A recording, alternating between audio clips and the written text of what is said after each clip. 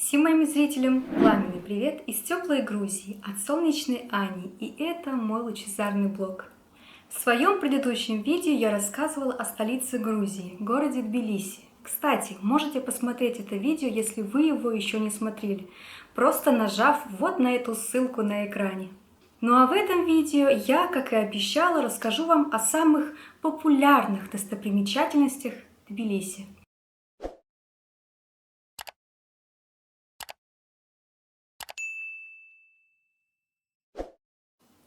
Начнем мы, пожалуй, со старого города и района Сололаки.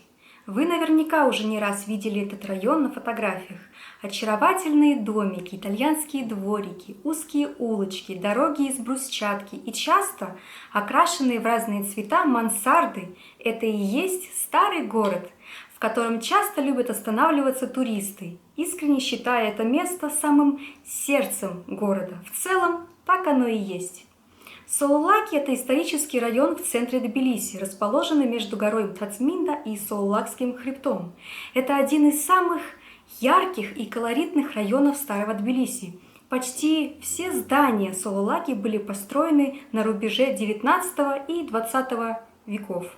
Тогда изрядную часть населения Тбилиси составляли армяне, и самые богатые из них буквально соревновались друг с другом в постройке необычных и красивых домов. Если вы хотите ощутить атмосферу столицы, то советую посмотреть именно старый город.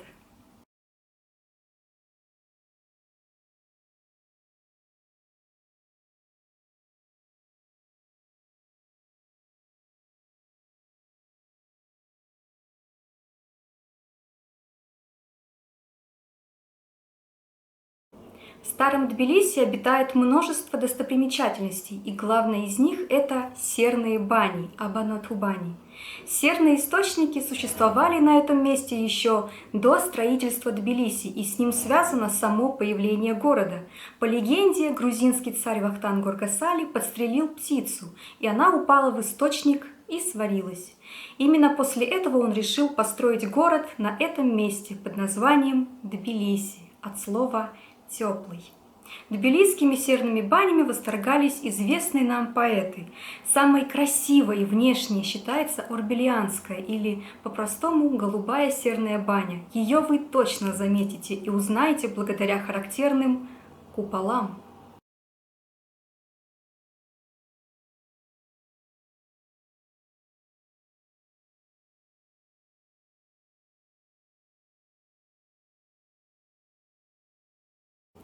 Также в центральной части города расположена возвышенность под названием Тацминда, что переводится с грузинского языка как «Святая гора». Это самая высокая точка в Тбилиси. Святая гора расположена на высоте 740 метров над уровнем моря. Тацминда виднеется из многих мест Тбилиси. На ее территории расположены парк, кафе и рестораны, пантеоны, телевизионная башня, смотровая площадка и одноименный парк аттракционов. Гора Тацминда является не только природным памятником, но и считается исторически значимым и религиозным местом. Эта достопримечательность много раз упоминалась в различных литературных произведениях. Это место тоже обязательно к посещению. Попасть сюда можно с помощью фуникулера.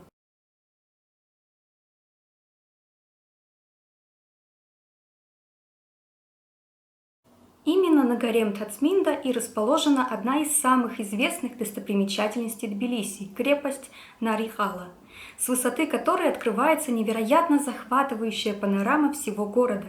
Точную дату построения крепости не знает никто, но по свидетельствам летописей она существовала уже в IV веке, еще до основания самой столицы. Помимо данной крепости на Святой горе расположены также небольшая церковь Святого Давида и кладбище, где похоронены все самые выдающиеся деятели Грузии. Как я уже упоминала выше, крепость Нарихала предлагает прекрасные панорамные виды на город Тбилиси, которые вы не встретите больше нигде. Попасть сюда можно с помощью канатной дороги прямиком из парка Риге.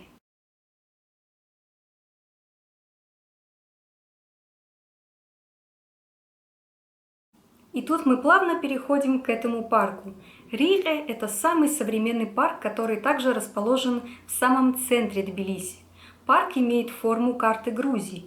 На его территории расположены танцующие и поющие фонтаны, лабиринты, зоны отдыха, детские площадки со специальным противоударным покрытием, огромные шахматы, гигантское пианино, искусственная горка для скалолазания, амфитеатр для выступления и проведения концертов, различные арт-объекты.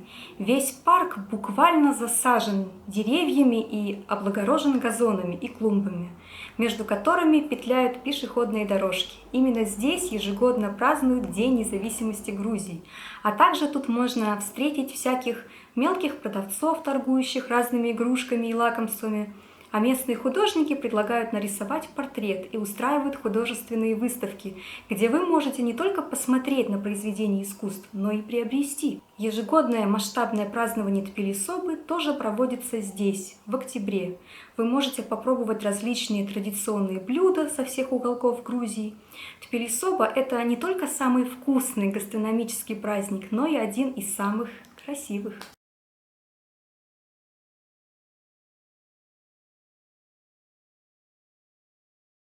Из парка мы направляемся к тому самому стеклянному мосту, который уже успел стать символом столицы. Речь идет, конечно же, о таком сооружении, как мост мира.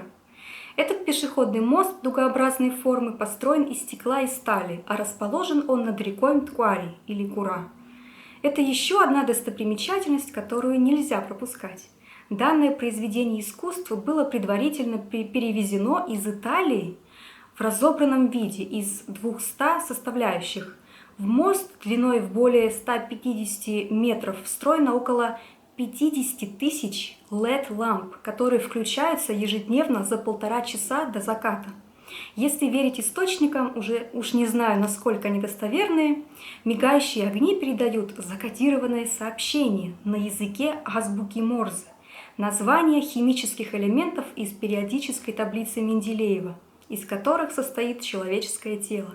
По замыслу итальянского архитектора данное сообщение – это гимн жизни и мира между людьми и народами.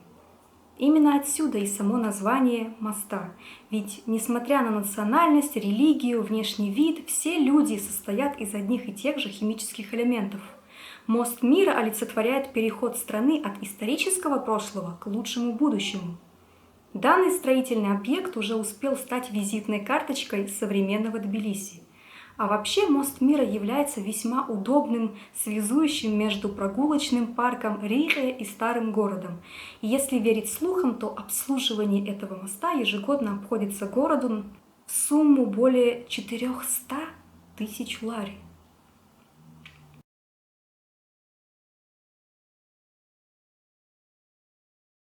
Следующий пункт – это уже не совсем достопримечательность, а скорее транспорт для передвижения к достопримечательностям. Это фуникулер и канатная дорога. Как я уже описывала выше, фуникулер представляет собой два красных вагончика, движущихся в противоположных направлениях, и время поездки составляет всего несколько минут. Но за это время можно насладиться прекрасными видами, открывающимися прямо из окон. Фуникулер ездит с интервалом в 5-10 минут. Оплатить проезд можно в специальных кассах или купить проездную карточку. Цены я называть не буду, так как они могут меняться. Нижняя станция находится недалеко от станции метро Площадь Свободы, около площади Вильнюса, а верхняя станция расположена на горе Тхацминда. Ну а посередине пути вас ждет кратковременная остановка у знаменитого пантеона грузинских писателей и культурных деятелей. Именно на фуникулере многие предпочитают добираться до Тхацминды.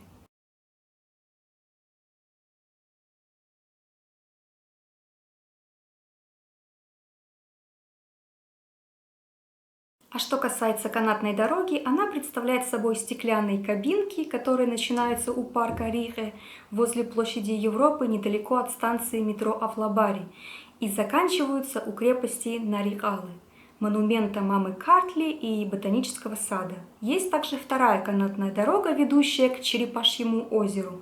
Продолжительность поездки обычно составляет всего пару минут, а стоимость не больше 5 лари. Оплата с помощью специальной карточки или проездного. Фуникулер все же стоит чуть подороже.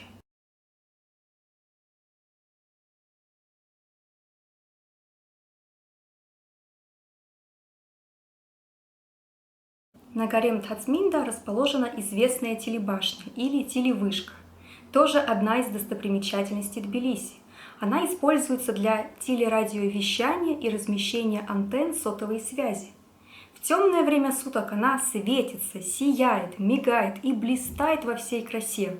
Эта мачта видна почти с любых уголков города. На нее любят забираться люди. Это также один из символов Тбилиси.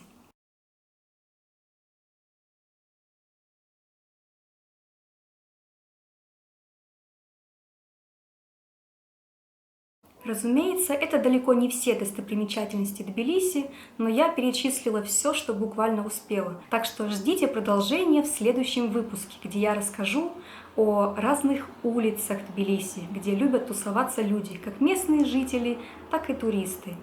А пока ставьте лайк, подписывайтесь на мой канал и жмите на колокольчик, чтобы не пропускать мои новые видео. А также можете оставить приятный комментарий. Для меня это самая ценная награда. Спасибо за ваше внимание. До скорых встреч!